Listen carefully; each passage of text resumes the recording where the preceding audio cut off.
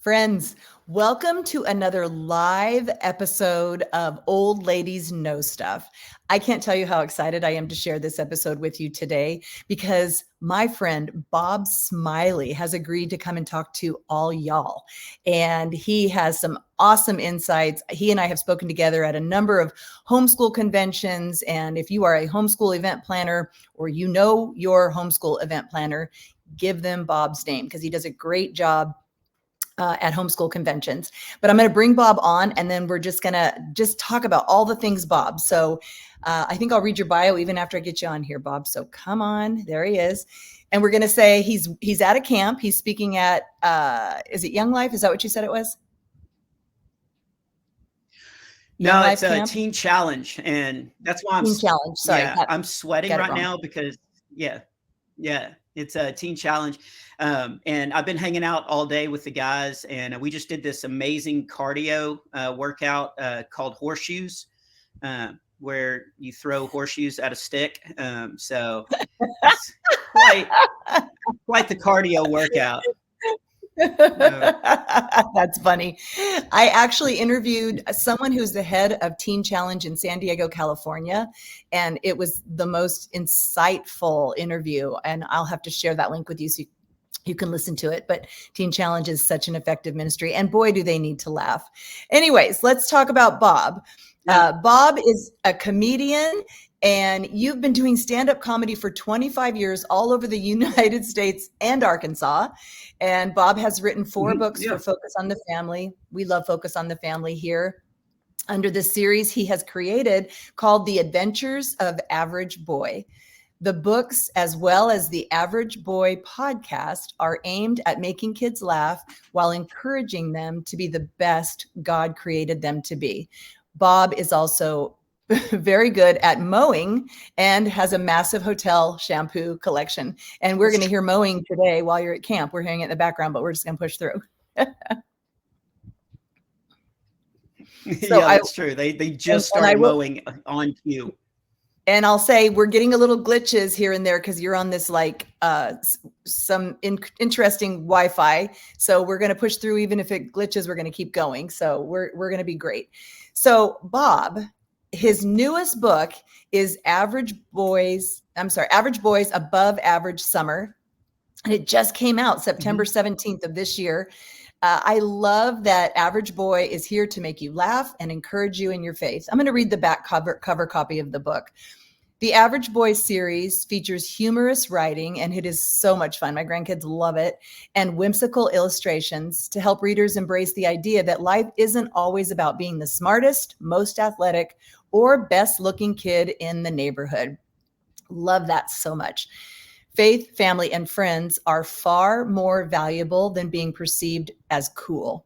What happens when Average Boy Bob Smiley gets to the end of an above average school year? Why, it's time for an above average summer, of course.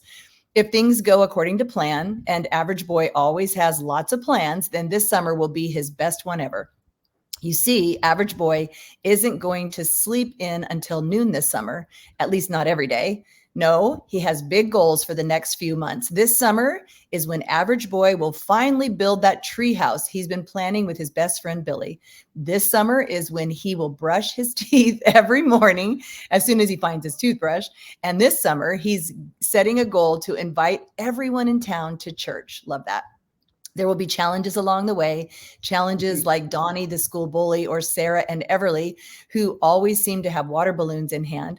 But his biggest challenge this summer is the huge, hairy hisser who lurks in the woods behind Average Boy's house and seems determined to ruin his treehouse building plans. It will definitely be a summer to remember. I love it. I have 15 grandkids, 15, Bob, 15, and they love the Average Boy books and the podcast. You've got that going too. I was at a writers conference at Mount Hermon, and I got to meet Jesse Floria. How do you say it? Floria.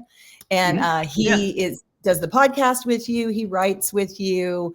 I can't tell you how happy I am that you are associated with Focus on the Family. So am I. I write for them and do shows with them.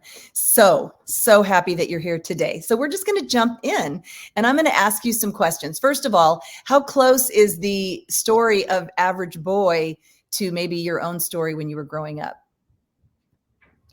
It is right on track. Average boy grows up. He lives in a very small town, so that's why inviting everybody to town. Uh, I grew up in a town with 281 people. Average boy is living in that town. Average boy lives in the house that I grew up in. Like it's pretty much. People are always saying, "Where do you get your inspiration?" And I'm like, I look at an old photo book of me as a kid and I remember stories and then I write them down. So Average Boy the best way to describe it, it's a modern day version of me. So it's a lot of stuff that happened to me as a kid. Now, I've been writing the Average Boy series for over 20 years. It started in Clubhouse Magazine, the magazine that Focus puts out for middle school kids. So that many stories, I'm now drawing stories from my kids. My wife and I, we have 5 tax deductions, all boys. And so we basically have 5 little writers living at home with us, but they don't know about royalties. Let's not tell them. So how old are they? Yeah, just hope they don't look it up. Yeah, no. Well, they're getting old now. We're getting close. So we're now down to 1 kid living in the house, but they range everywhere from 13 to 24. But the 24-year-old, he actually just moved back in town. He's not living with us, but he's over at the house. We call him Laundry Claus because he comes in with a big bag that looks like it's going to be gifts. And it's a bag of clothes for him to do his laundry. And so we've only got technically 1 kid living at the house, but all the kids, 2 of them are going to Texas A&M.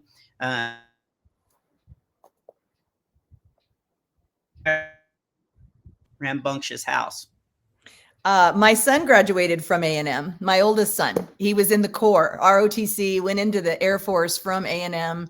You know, we're from California. We moved to Texas. Actually, we adopted Tony into our family. We found him in Texas. And then when he went to A&M and we went on campus, we were like, where are we? It was like such a culture shock, such a different experience, but very, very cool. When my oldest one, and actually, when he left, he was like, I'm going to get an engineering degree. And he said this, he said, but I'm not going to drink the Kool-Aid because A&M people are, my aunt and uncle, they have the disease, like all their couches, everything's maroon, their trucks. And so Trent said, I am not going to drink the Kool-Aid. And then he went to his first Texas A&M football game. And he called me at the end of the game and he goes, I drank the Kool-Aid. And he's now Texas A&M through and through. Like they get you. They get you. I didn't know you had a kid that goes up, but that's why we get along, because we're both in debt, like massive debt. He's now old enough. He just retired from the Air Force. He was a fighter pilot. He flew the F-22. In fact, we'll brag on A&M for a minute. The Corps, he graduated college with a fighter pilot slot, and they only got, out of the whole nation, they only took 14 fighter pilots that year, and he was one of them. So yeah, it's a pretty cool. And he didn't, everyone's like, did he go to the Air Force Academy? I'm like, no, he went to A&M. And yeah, he full on drank the Kool-Aid. And it was like, the first thing we went to was one of those football games. It's like everybody stands through the whole game. They shoot a cannon when there's a touchdown. There's what's that? The unknown. It's not the unknown. What is that called? There's like an unknown man, some man. The 12th man? 12th man. There we go. The 12th man, not the unknown man. The unknown man. Remember the Unknown comic back? Are you old enough to remember the Unknown comic? Probably not. Oh, yeah. I wore a brown bag over his head. I was in like elementary school, and he wore a brown bag and he was on TV. It was not me. No. Although at prom, I was the unknown kid, evidently, because nobody would dance with me. But okay, so well, this took a turn.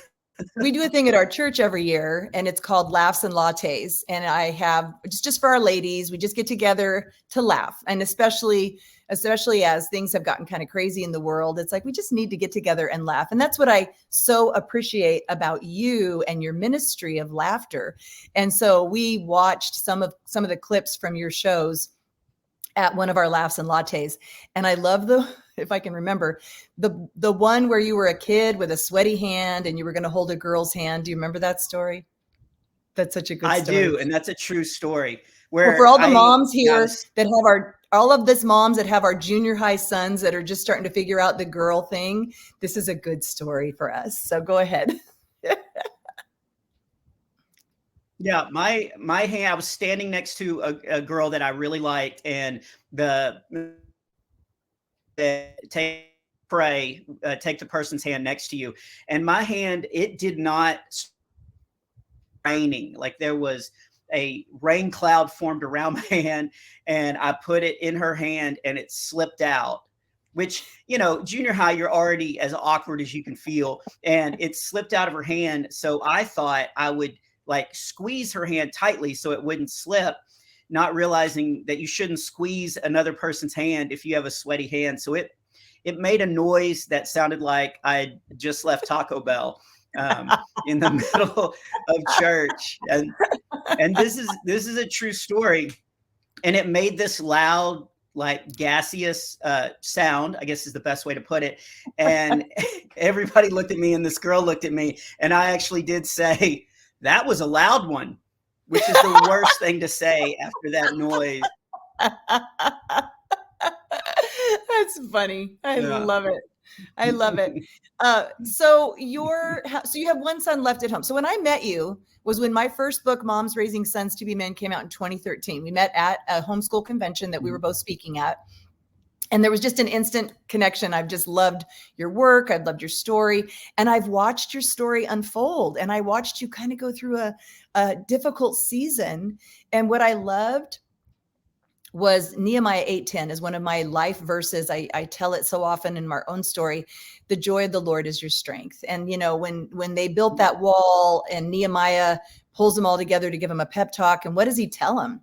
He says, the joy of the Lord is your strength, because there's truth that if we don't fight for joy when life is giving us those ups and downs, it can just really destroy us. And if our kids see our joy in the middle of some of our deepest struggles, our darkest seasons, that can be what testimony God uses to draw them to our Savior.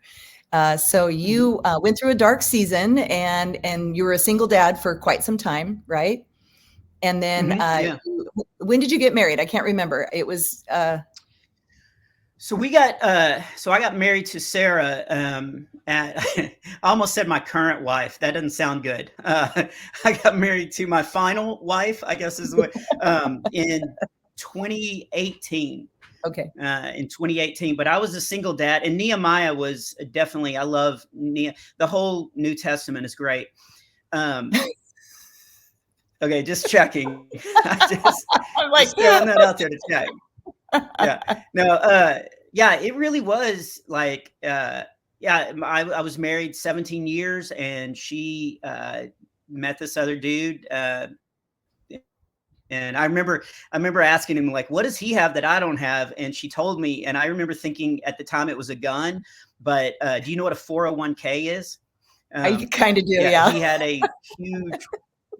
had a huge one of those, and not AK-47. So yeah, no, totally different. But yeah, I was try to stay positive through all, because all of a sudden life was not looking like I thought it was going to look, and trying to find joy. Some of the silly things that made my boys and I laugh. I look back on it now realizing like, oh, God was actually using humor to kind of help us heal. One of the things one of the first times we laughed as the Smiley Boys is we realized that since she had left, we could now touch any towel in our house, which may seem silly to people. But before, we had all these non-touchable decorative towels that we couldn't touch. And so the first time we really kind of laughed and realized like we're going to be okay was Xander came downstairs, and he was like, and he made a joke. He goes, "Is the divorce over?" And I was like, "Yeah." And I said, "Why?" And he said, "Well, because there's still some furniture left." And he was joking, you know, because there wasn't, but he said, he goes, he goes, if it's over, I'm going to go touch the towel. And we had this one towel in our master bathroom. And I know this is silly, but at the time, like, we were hurting and we needed this. So he just ran in and he just put his hand up and he just goes, freedom. And he touched this towel that we weren't supposed to touch. And the next hour we're like running around the house, popping each other with towels and stuff like that. And I look back on that and I was like, wow, that was a moment where we realized, like, okay, we're going through something like some tragedy, but God still has joy for us. There's still joy in this world to be found. We just got to keep our head, you know, just focused on God and looking for the opportunities that he gives us. And so, yeah, it was a pretty rough time, but it's kind of fun to look back and see how God kind of got us through it, you know, and a lot of it was using people from the church to come in and pray with us or help. I remember a lady called me one time from our church and she said, "Do you want me to come over and help teach the kids stuff?" And I was like, "What do you mean teach?" And she was like, you know, like laundry or dishes. And I remember telling her, "No, we can do it all at once. We have a huge pool." And so it was different experiences. My kids definitely had a different childhood than they would have had, you know, their mom not made that decision. But yeah, God got us through it. And now I was a single dad for a while. I wasn't interested in relationships or going out. Amazing woman on one of the 7 dating apps that I signed up for. Yeah, don't judge me. No, but yeah, I met this amazing,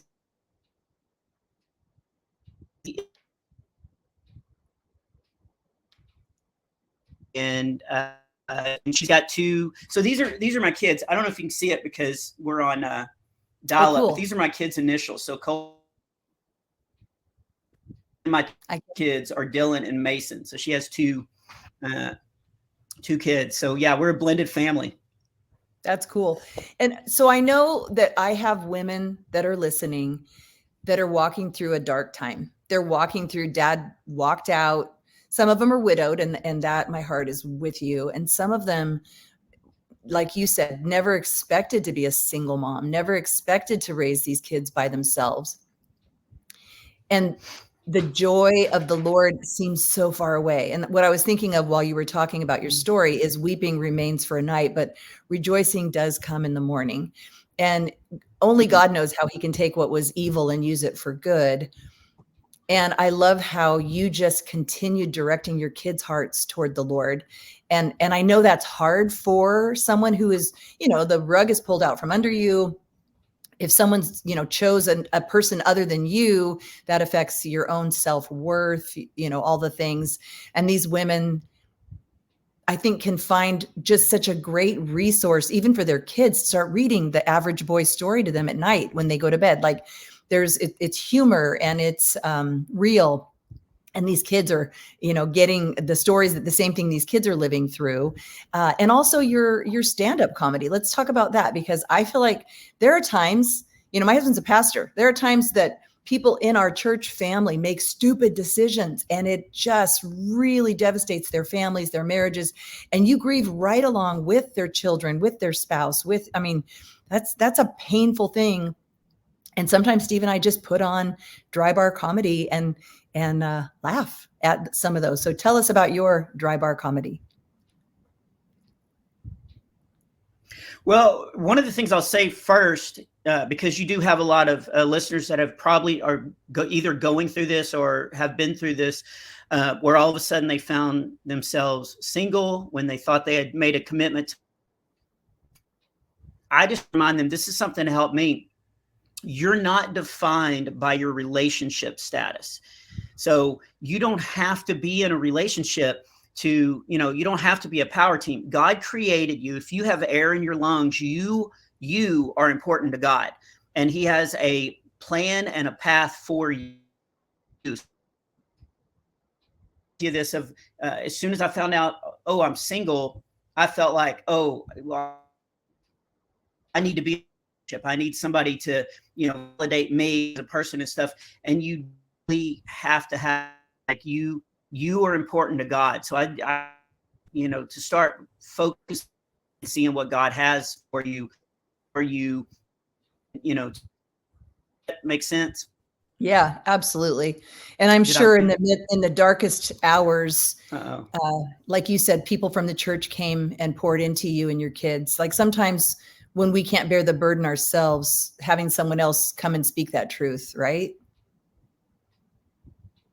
Mm-hmm. Yeah. Yeah. But as far as comedy, yeah, I think God gave us laughter. I tell this on stage, but this is true. I really did read a medical journal that said laughter is 10 times more powerful than morphine, than our strongest drug. And God has given that to us for free. The joke I tell on stage is, now sometimes you need morphine. If I break my leg in half, I don't want my doctor standing over me going, knock, knock, like trying to tell me a joke. But honestly, God has given us laughter. I'm doing a teen challenge show tonight for these guys who have, somewhere along the way, they've taken the wrong path. Satan has lured them off, and their lives were headed for destruction. And for however they ended up here, and they're giving their lives over to Jesus. And it's going to be some of the best laughs, that I'm going to have at my shows this week, because these people have been broken. They truly know what joy. I love doing stand up, and I love making people laugh, but especially people that are going through hard times. I love just to some dumb joke that I wrote, just real joy to be found in this place. And yeah, it's very cool to be a part of all that. Yeah, I love that. I have a sister that died of an overdose in 2021, and she was multimillionaire film producer, highly successful in the world's eyes, and her addiction to prescription drugs just destroyed her. So yeah, any hope, glimmer of hope for these people that have found Christ, who has rescued them out of that addiction, and then to just have that joy and that laughter. What a gift that you're giving them. So you have already a dry bar comedy special, but you have another one coming up. Where is it? I'm looking in my notes to find that. So I've already put out 2, and I'm about to film the 3rd one. So I'm not sure when that one is going to come out. But yeah, I'm about to have the 3rd one, and it's going to be all material about the blended family, and kind of my new life and everything. So I'm really looking forward to that. Also, because of what you said, I'm finding more and more people are, discovering that they're in that situation of being a blended family. And, people always say, oh, it's a blended family. I bet it's like the Brady Bunch. And I'm like, it was like the first 15 minutes of Saving Private Ryan at first. Like, it's pretty difficult. So hopefully a lot of these stories will just help people kind of take a moment. If they're struggling with blending their kids together and stuff like that, they can just take a moment, laugh for a little bit, and just be reminded, like, it's going to be okay if you stay focused and you lead with love.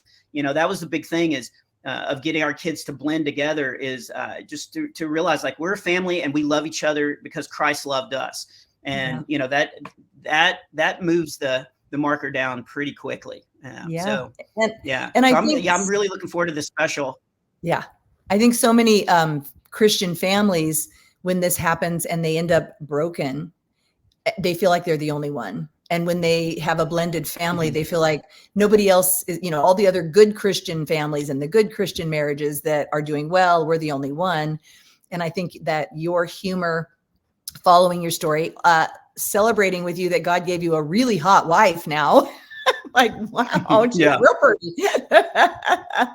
And just watching even on your Instagram, I follow you on there and I see clips of your comedy all the time.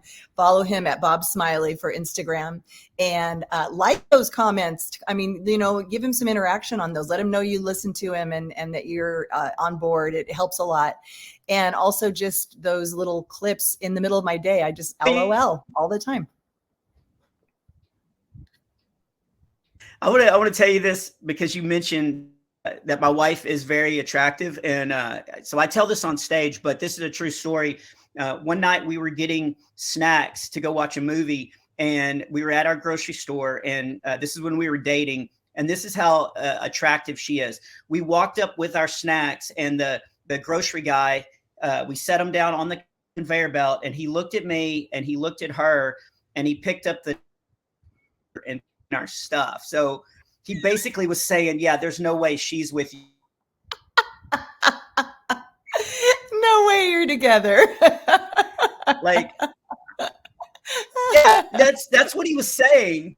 Nothing to like say, no, she's with me, but I wanted her for her own snacks. I had a dilemma there. So, but that's a true story. That's so good. So we will be watching, go to Dry Bar Comedy. There's a lot of great comedians on there. What I love about it is it's clean. There's not swearing. There's not inappropriate things that are being talked about. It's like you can watch it with your family. And honestly, you can watch them over and over again. I get a kick out of them every single time. Find Bob Smiley's 2 that he already has. Subscribe. There's another one coming up. And then his Average Boys Above Average Summer is only one of the 4 in your series. So you can start buying all those. Yeah, it's the 4th one. Yeah, fourth one. And also I love the devotions for super average kids. Yeah, those were the first 2. So those are Average Boys stories, but they have devotion. Each chapter is a funny story, but it's about what you're dealing with, like the importance of guarding your eyes or picking good friends or stuff like that. And so there's devotion questions at the end of each chapter. So that the books. And then the third one was just a fictional comedy book, but there's still a lot of biblical takeaway stuff in that one. That one's called Average Boys Above Average Year. It's a year of him going to a new school. He deals with some bullies, and there you go, right there. That's it. That's where I sold the 1 copy. Okay. Yeah, it's great. And honestly, for it's readable. The reading level, like my grandson is going to be 8 and he can read this. Like he's able to read it himself, which is, they feel good about that when they can read it themselves. It's like, it's not a little kid book. It's a big kid book. And moms, it's great to read to your kids. Grandmas, I'm a grandma. This is a great gift. You can get the whole series for your grandkids. You can subscribe to Clubhouse. Is it in Clubhouse Junior or Clubhouse Magazine? I can't remember. It's Clubhouse Magazine. And you actually just reminded me of a story. I was at a festival when the first book came out, which was a devotional book. And yeah, there you go, Clubhouse.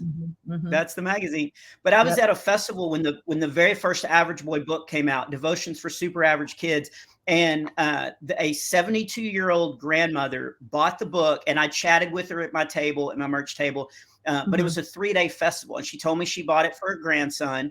And then she came back the next day and she bought another copy. And I remember talking to her, and I was like, you said you only have 1 grandson. And she said that she went back to her hotel that night and she started reading it and she started laughing and she got so caught up, she forgot, and she started filling out the devotion questions at the end of the first chapter before she remembered, like, oh, this is supposed to be my grandson. So she bought a. That's awesome. Yeah, that's great. And I found the section in the magazine. Here's your section in Clubhouse. So that's another good gift to get for grandkids. Like if you don't, my kids, I have so many grandkids, and my children are like, don't buy them all the stuff. They have no room to put one more Lego tower. So I try to buy them experiences. So subscriptions are a great thing to the magazines. And don't forget that podcast that they can listen to also, which is Through Focus on the Family. Okay. Are you froze up? Can you hear me okay? Your face is frozen with a big smile. I'm going to keep talking in case you can't. Bob has offered us a free download, and it is the full stand-up comedy special, Breaking Bob, which is super funny. I'm going to put the link in here in the show notes, but I don't know if you can, on the screen, I don't know if you can get them, but you can also, I will put it in the show notes and you'll be able to click on it and get the full stand-up comedy from Bob. Go to Bob Smiley's website and you can, book him for an event that you have coming up. If it's a marriage conference, if it's a homeschool convention, if it's any kind of an event that you think, a blended family event, a grandparenting summit, there's just so many fun things that you could do if you bring Bob Smiley on, and he will make your people LOL. He's been a great friend of mine, a great friend to this ministry, and I am just so grateful for the time that Bob got to spend with us. Obviously, he's fallen off of our radar. He's at a camp, and they're using a little booster to try to get him a signal. So we got what we got, which I'm grateful for.